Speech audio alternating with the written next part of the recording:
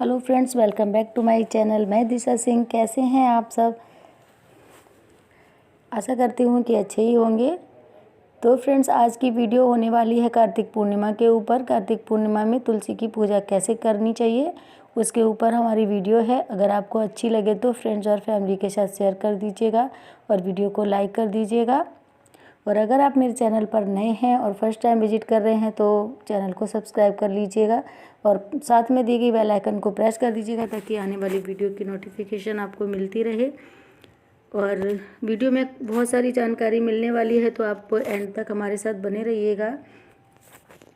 कार्तिक मास की अमावस्या का जितना महत्व माना गया है उतना ही महत्व कार्तिक मास की पूर्णिमा का भी माना जाता है। इस बार कार्तिक मास की पूर्णिमा 30 नवंबर को पड़ रही है। इस दिन दान और गंगा स्नान करने का विशेष महत्व माना गया है। इसी दिन गुरु नानक जयंती होने के कारण इसका महत्व और भी बढ़ जाता है। पुराणों में भी इस पूर्णिमा का विशेष महत्व बताया गया है, क्योंकि कार्तिक माह विष्णु जी को बहुत प्रिय होता है। इसीलिए इस दिन देव दीपावली भी मनाने की परंपरा है। जानते हैं कि कार्तिक पूर्णिमा पर दान स्नान का महत्व और कथा क्या है। कार्तिक पूर्णिमा का महत्व जो है वो कार्तिक पूर्णिमा के दिन गंगा स्नान का बहुत ही महत्व बताया गया है। कहा जाता है कि दान स्नान करने से मनुष्य को मोक्ष की प्राप्ति होती है। स्नान करने के पश्चात दान भी अवश्य ही करना चाहिए। कार्तिक मास की पूर्णिमा पर दान करने का विशेष महत्व बताया गया है। इस दिन गंगा में डुबकी लगाने से सारे पापों का नाश हो जाता है, ऐसा भी माना जाता है। इस दिन गंगा नदी पर हजारों की संख्या में श्रद्धालु स्नान करने के लिए पहुंचते हैं।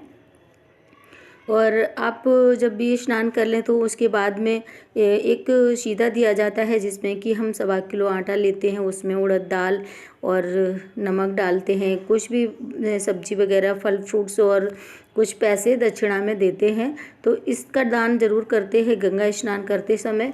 और आप जो भी दान करना चाहते हैं किसी गरीब को दान कीजिएगा। जानते हैं पूर्णिमा तिथि कब से कब तक है? कार्तिक पूर्णिमा का जो आरंभ है वो हो रहा है 29 नवंबर 2020 को रात्रि 12:47 से। कार्तिक पूर्णिमा जो समाप्त हो रही है वो 30 नवंबर 2020 को रात्रि 2:59 तक रहेगी। 29 नवंबर की रात में पूर्णिमा तिथि लगने के कारण 30 नवंबर को दान स्नान किया जाएगा। तो जो भी आप दान देना चाहते हैं वो 30 नवंबर को देंगे। और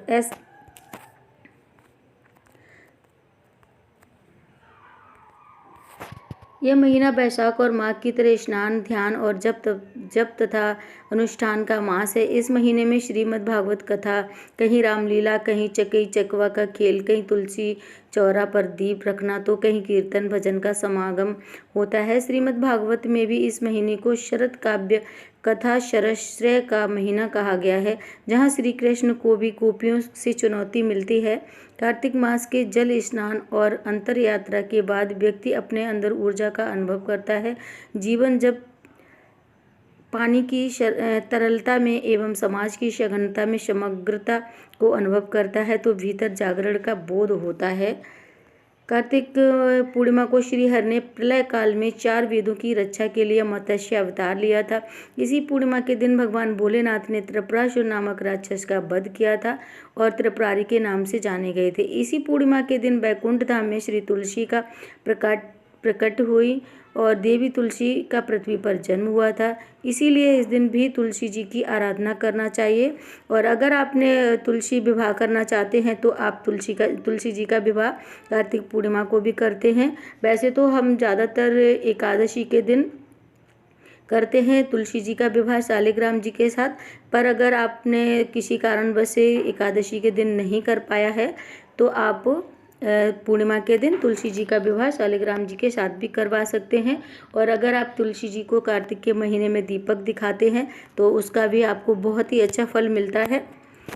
और शरद पूर्णिमा के बाद चंद्रमा से निकलने वाली अमृतदायी किरणों का प्रभाव पूरे कार्तिक मास में रहता है। चंद्रमा की मध्यमा से सरोवर सरिता और जल कुंड में एक शक्ति का संचयन होता है। इस कारण कार्तिक मास में जल स्नान का विधान है। कुछ वर्षों तक गांवों में, उपनगरीय क्षेत्रों में पूरे कार्तिक मास में गंगा, यमुना, कावेरी नदियों में स्नान की परंपरा रखे, ऐसा माना जाता है। और कार्तिक पूर्णिमा को अगर आप तुलसी जी का विवाह करना चाहते हैं तो बहुत ही आसानी से आप उनका विवाह करा सकते हैं शालिग्राम जी के साथ। और अगर आप विवाह नहीं करा रहे हैं तो आप अगर तुलसी जी को जल देते हैं, तुलसी जी की पूजा करते हैं, तो उनको आप कार्तिक पूर्णिमा के दिन विधिवत पूजा ज़रूर कीजिएगा, जिसमें कि हम पूड़ी बनाते हैं, खीर बनाते हैं, और जो भी आप दान आदि देना चाहते हैं वो दीजिएगा। तुलसी जी को चुनरी चढ़ाइएगा और सुहाग के सारे सामान चढ़ाइएगा।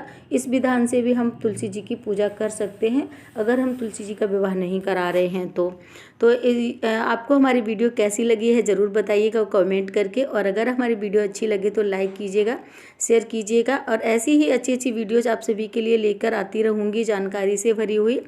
और ऐसे ही आप हमारा साथ देते रहिएगा और हम आपके लिए अच्छी अच्छी वीडियोज़ लेकर आते रहेंगे। और तब तक के लिए मिलते हैं नेक्स्ट वीडियो में। तब तक के लिए आप सेफ रहिएगा, ख्याल रखिएगा अपना।